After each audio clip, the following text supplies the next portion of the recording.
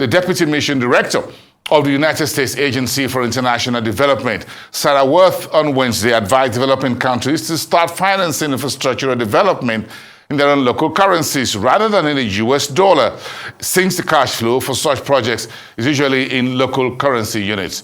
Worth was speaking in Lagos today alongside other top business and investment executives at the International Development Finance Conference put together by Chapel Hill Denham, a Nigerian leading independent investment banking and securities trading firm, with others. Investing in infrastructure very fundamentally is all about development. But Nigeria's paradigm goes beyond physical and social infrastructure in the sense that anything that enables agriculture, manufacturing, and commerce is broadly defined by us as infrastructure. And therefore, you should think about financial infrastructure as well as logistics infrastructure that ensures that we can reach all Nigerians and leave no one behind. Nigeria's government, its pension funds, its banks, and all others will be catalysts for this investment.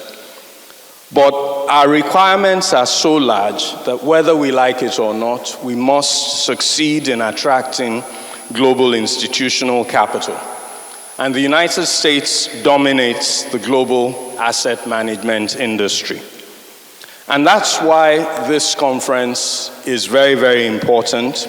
And it's part of a multi-year partnership with USAID and DAI, with the objective being crowding in capital for development towards infrastructure, and for us accelerating the attainment of the SDGs. The United States Agency for International Development, or USAID, is delighted to support this conference, which aligns with our goal of advancing Nigeria's progress towards a more prosperous, stable, and resilient future. USAID and Chapel Hill Denham have partnered to attract investment that will create jobs and drive economic development across key sectors of the economy.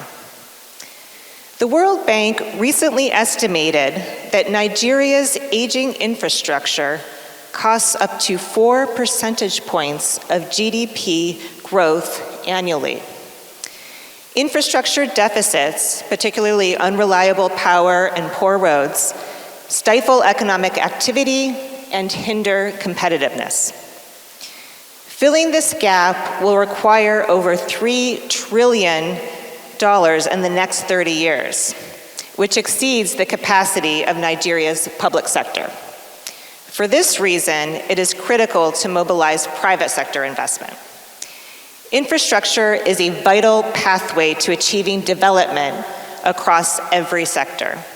Modernized infrastructure, including schools, hospitals, utilities, transportation, power, logistics, and telecommunications, are critical to accelerating sustainable and inclusive growth.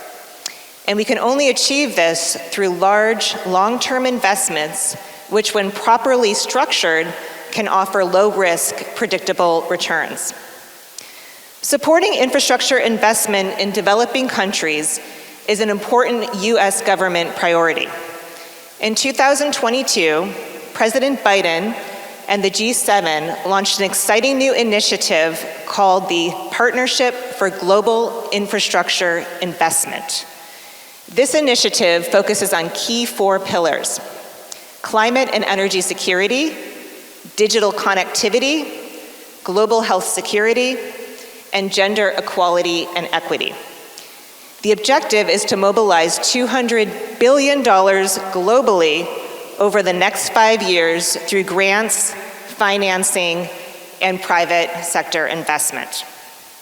This effort also complements U.S. government initiatives such as Power Africa, which seeks to double Africa's electricity supply by 2030, and Prosper Africa, which aims to substantially increase two-way trade and investment between the U.S. and Africa. Our partnership with Chapel Hill Denham is one way in which USAID is advancing the infrastructure agenda. Through our program, USAID and Chapel Hill Denham will assist Nigerian institutional investors to develop new transaction pipelines, support due diligence and project structuring, and bring transactions to completion. USAID's collaboration with Chapel Hill Denham is informed by two observations. First, while Nigerian domestic investment has grown steadily in recent years, many international and local investors are reluctant to engage in often complex transactions. We see an opportunity to share best practices and hold frank conversation about what's worked, what hasn't, with the goal of developing new approaches and models. Second, we recognize that foreign exchange risk is a key concern in infrastructure projects. Ideally, projects that generate local currency revenue, such as roads and power plants, should be financed in local currency as well. Therefore, we would like to see Nigerian institutional investors take a larger part in financing Nigerian infrastructure in Naira. Institutional investors have a key role in creating market opportunities and unlocking financing solutions to achieve Nigeria's development goals. There are actually three infrastructure asset classes with very, very different risks and rewards. We think of asset class number one, top left in red, being around development and construction equity.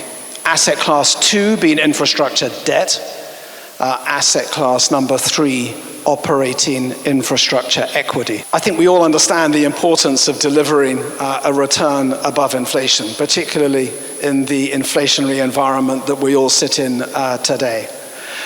But I think it's that ability for infrastructure to deliver that CPI plus return that is why all of the pension funds, all of the PFAs are invested so heavily in the sector today.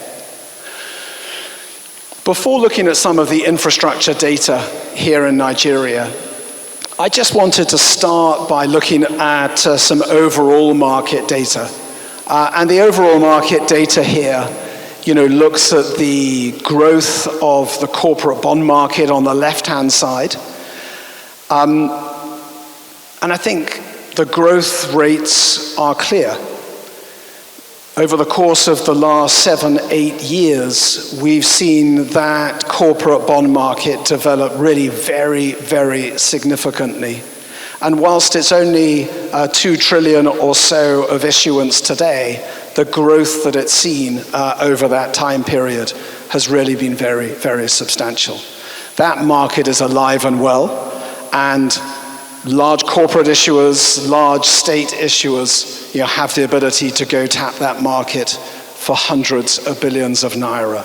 There was the monetary liquidity policies of the central bank around CRR that also tightened liquidity for the banks. And looking at that whole landscape, they, together with our financial experts on the board of directors, decided that it was probably wise for us to look for other sources of capital other than bank debt. On a long-term basis, we also have short-term commercial papers, and we would probably be able to get that debt at a significantly lower rate than we would other type of debt structures. I think there was mastery there. Once in a while, you need a stroke of luck. So we actually closed one of our bonds, was it 11.75 or 12.5%, and 3 days later, the central bank raised the MPR, so that bond is at below the government's lending rate and well below the inflation rate.